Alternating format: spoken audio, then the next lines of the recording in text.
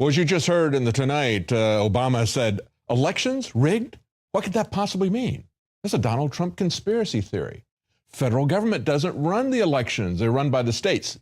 Not if they have their way. Today, Homeland Security says they're going to take charge of elections. We're going to talk about that. But before we do, I want to talk about what happened in Brazil.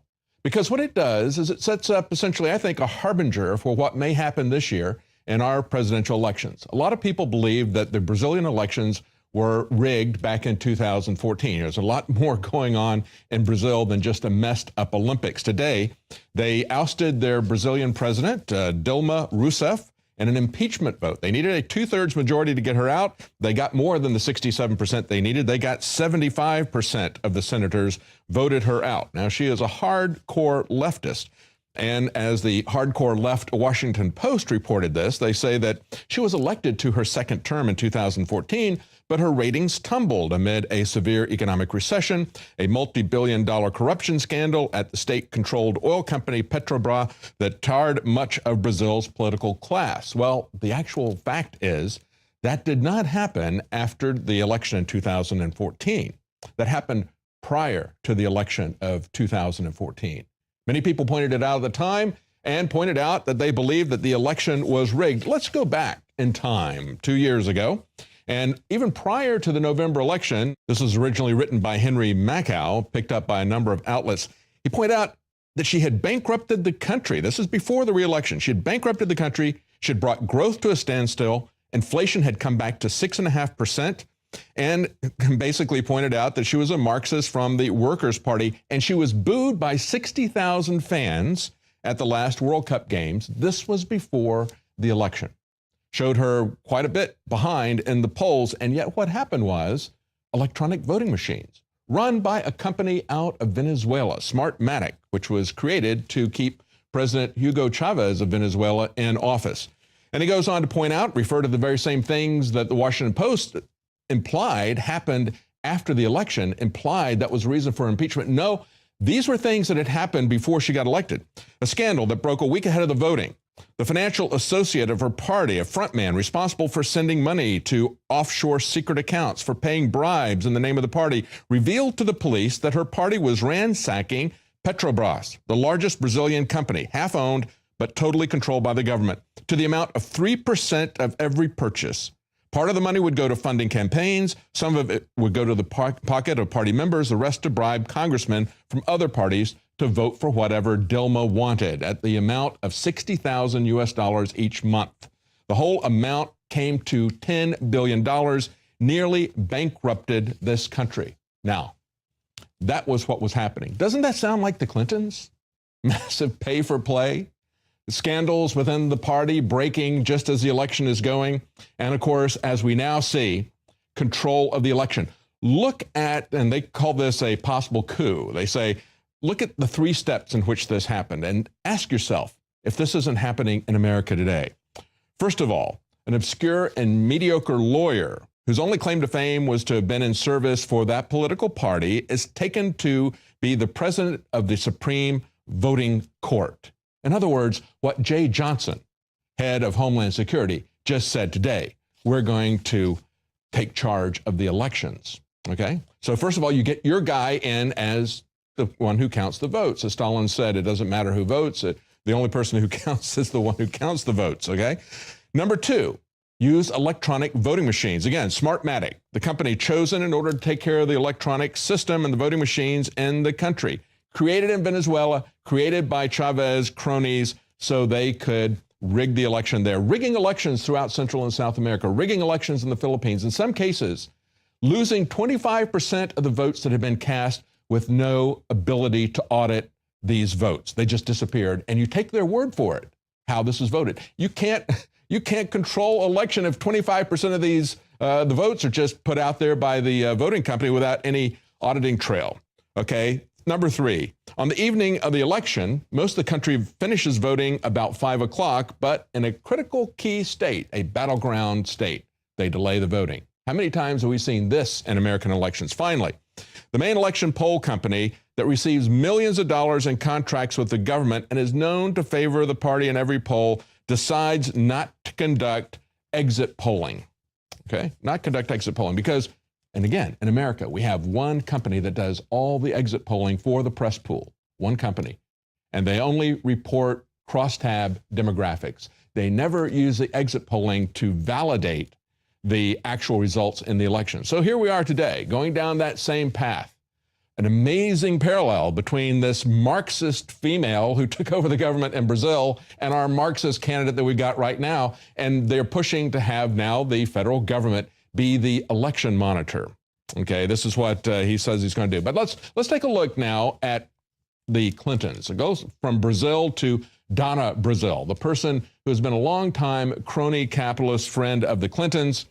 And she came out and said a couple of days ago, she said, I don't know what the smoke is. Remember, Hillary Clinton took that metaphor, wherever there's smoke, there's fire. Yeah, we all know that's the truth. But she inverted that metaphor. She said, there's a lot of smoke, but there's no fire. Common sense tells you that there is a fire. Common sense tells you that there is massive corruption with this woman who structured everything to hide what she was doing. But Donna Brazil wanted to not talk about that. I want to go to a clip that was put out this last weekend. This was, I think, at the end of the week. Fox and Friends, Julian Assange had multiple interviews with Fox News, and they asked him, what was the most damaging email? And here's what he had to say. A major failure by the Trump campaign and the Bernie Sanders campaign. Hillary Clinton tried to run on her having judgment and experience in the State Department. She was the leading architect, the leading political force driving to destroy the Libyan state. Generals in the Pentagon, not all of them, but a number, were pushing strongly that the Libyan state should not be destroyed because radical jihadi groups would move in and take it over, which they did. Now, of course, Assange told them that the most damaging information was yet to come. But I thought it was interesting that he didn't focus on the memos that showed pay for play, the patterns that had come out that had been released by Reuters when they had to sue to get this information, to look at her schedule, to correlate that. But he focused on what he called the TikTok menu. And what this does, as he pointed out in that clip, he said this is something that has been sitting here, not used by Sanders, not used by the Trump campaign. She was working to put herself out there as the driving force behind Libya. And of course, this is before Libya blew up in everybody's faces, before Libya became set the Middle East on fire, in Benghazi, with arming ISIS, with the Syrian civil war. And this is what the TikTok menu says. This is an article from DC Whispers. They say the TikTok email outlines how Hillary Clinton did the bidding of her Saudi masters and turned Libya into an ISIS hellhole. Well, we all know that it is an ISIS hellhole, and we do know that she does the bidding of her Saudi masters, but they're just part of a larger coalition of donors. It would also include the bankers who wanted to shut down Gaddafi because he was setting up a gold-backed currency to compete with the Western central bankers. But let's take a look at what they actually did with the memo, okay? If you look at this memo, this is from Jake Sullivan, and it goes to Cheryl Mills, close confidant of Hillary Clinton, and Victoria Nuland, the person who revived the Cold War for us in the Ukraine. And it says, this is basically off the top of my head with a few consultations on my notes, but it shows that the State Department leadership, ownership, stewardship of this country's Libya policy from start to finish. That's the key thing. Hillary Clinton needs to own the Libyan foreign policy. She wanted to 5 years ago, but she doesn't want to now. She wants to put some distance there and say, what difference does it make? They own it from start to finish, he said. Let me know what you think. Victoria, who else might be able to add to this list? And he put Secretary Clinton's leadership on Libya. And the key paragraph right there, HRC has been a critical voice on Libya in administration deliberations at NATO and in contact group meetings, as well as the public face of the U.S. effort in Libya. She was instrumental in securing the authorization, building the coalition, tightening the noose around Gaddafi and his regime. In other words, as she cackled, we came, we saw, he died. She put this together, and they go through a very long list, a chronology of the various things that she did, meeting with her donors, meeting with foreign governments, and as I pointed out, meeting with the French and telling them, look, you want to keep your neo-colonialist influence that you've got going here in Libya? We can help you do that. We got to take out Gaddafi because he's going to become a leading person in this area. And of course, these emails that were released showing what was going on, we knew that was happening back in 2011. We reported on it. New American reported on it. Many outlets reported on the fact that we all knew that Gaddafi was making no secret of setting up a gold-backed currency to go into competition with the fiat currencies of the central banks, with the petrodollar that we created, with, again, with the Saudis.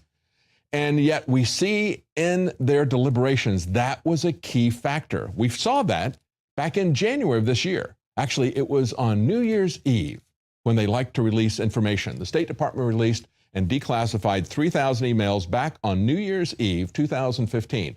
Just like we saw this information coming out on July 4th. They picked the holidays where nobody is watching to put that in. But of course, it's not a conspiracy any more than the fact that the federal government is going to try to run our elections. Now, what will happen after Hillary Clinton becomes president? Well, you know, the first thing that she wants to do, if it happens, unfortunately, is to take away our guns. And a key part of that, I think, is creating a public opinion perception, and Hollywood is a key part of that. Hollywood is a key part of trying to get Hillary Clinton elected. And we see that one of the key people in Hollywood working with her to get her elected, Harvey Weinstein, has now said that he is going to do a reimagining, of course they say it's going to be factual, a reimagining of the Waco siege and the murders there. A very fitting thing to do, because it was Hillary Clinton herself that gave that order. They gave that order to Janet Reno, who told people, give me a reason that we don't do this. We know from documents that came out that it was actually between Vince Foster and Webb Hubbell, that Vince Foster and Hillary Clinton were pushing very hard to end this siege with Webb Hubbell, also with Janet Reno. But we now have Hollywood stepping into the breach, and this is someone, Harvey Weinstein, who has made no secret of the fact that he wants to end the Second Amendment. He hates the fact that anyone other than the government has guns. They've already picked the people to play David Koresh. As a Hollywood Reporter describes it, they say this event series will explore the truth, I bet, behind this tragedy and speak, and this is key, speak directly to the heart of the current issues between citizens, law enforcement, and the media. Understand that when they talk about current issues, they're going to use this to push for more gun control. And this is something that he's done in the past. Going back to 2014, January 2014, a U.S. News and World Report said Hollywood takes aim at gun rights. Who is at the center of that? Again, Harvey Weinstein. He said at that time, 2 years ago, that his next film would be to take down the National Rifle Association. That film, which looks like, according to Internet Movie Database, it looks like that's not going to go into production. They say it was going to be called The Senator's Wife, and it would expose the NRA, they said, for their behind-the-scenes machinations, okay? Well, what about the behind-the-scenes plotting of Hillary Clinton? We're not going to expose that, right? Hollywood is not going to do a series on Hillary's dark emails. They say, according to the blog that they had at the time, the film would star Oscar winner Meryl Streep and others who are A-listers. It would be a behind-the-scenes account how the NRA used its influence of politicians to defeat the bill. And they point out Weinstein has filmed such films as Django Unchained, Grindhouse, Kill Bill 1, Kill Bill 2, and Pulp Fiction. They say the man knows his violence. Now, fast forward to last year, September last year, a new pro-gun control film has gotten the green light and a distribution deal. This film, Miss Sloan, sounds remarkably similar. Hollywood doesn't have too many original ideas, do they? They want to get somebody who is going to be fighting the NRA, and now this film actually is going to come to production, possibly not before the election. It's titled Miss Sloan. It was purchased at the Toronto International Film Festival. It's about an ambitious lobbyist whose career is focused on bringing about stronger gun control legislation, and it will star Jessica Chastain, and it is going to happen. They say in 2014, Harvey Weinstein had planned on doing something very similar to that with Meryl Streep, but that looks like that's not going to go through. So who is Harvey Weinstein? He has run multiple fundraisers for Hillary Clinton, of course. And in the most recent one that just happened back in June, they said there was a strict no social media policy at the star-studded fundraiser hosted by Harvey Weinstein. They said the sold-out event for only 50 people was $33,000 a head. They said no tweeting, no photos, no anything, but people took pictures of the big name stars as they were going on the outside, okay? And of course, this was co-hosted by A-listers like Leonardo DiCaprio. It also had Jennifer Lopez, Sarah Jessica Parker, Matthew Broderick, and others at the event. This is what we've seen even more recently in the Northeast, Martha's Vineyard, where she had a $100,000 plate dinner with the Rothschilds, going from hedge fund managers to the Rothschilds to Hollywood, and no tweeting allowed. Now, when we come back, Joe Biggs is going to join me. We're going to talk about Trump's visit to Mexico today, as well as what Hillary said to veterans, trying to get them to leave Donald Trump, where he has a huge margin with veterans over Hillary Clinton. Also, I'll have more information about election fraud and rigging from Owen Schroyer and Margaret Howell, and I'll have my interview with Gary Haven. He was an eyewitness to the Haitian relief efforts, and he said the Clinton Foundation was nowhere to be seen. We'll be right back.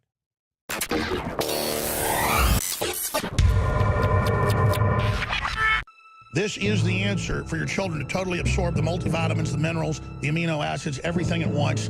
Unveil Vitamin Mineral Fusion Advanced Multivitamin Formula, 30 servings, fruit punch flavored dietary supplement. It is simply amazing. InfoWarsLife.com. There's a million different products like this out there that they're good in different ways. But this takes all of the vitamins, all of the essential amino acids, all of the essential compounds and minerals that you need, puts it into something that's great tasting as opposed to like clumpy, gross stuff. And you can put it in your drink every morning. I put it in my protein shake.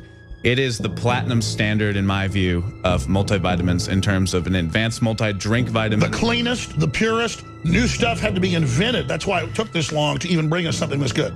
Some companies are going to take a small amount of vitamins and make it, so there's so much filler, it looks like there's a lot. This is ultra concentrated. We're not playing games here. Okay, well, that's my philosophy. That's your philosophy. Yeah, I want to, but again, there's some great stuff out there. Yeah, and there's other, No, of course, definitely. There's other powders I promote at InfoWarsHealth.com. Yeah, they're excellent. I mean, there's some good stuff out there. This is just the very best we can bring you, and when you buy it, you support InfoWars, you support the reporters, you support yourself.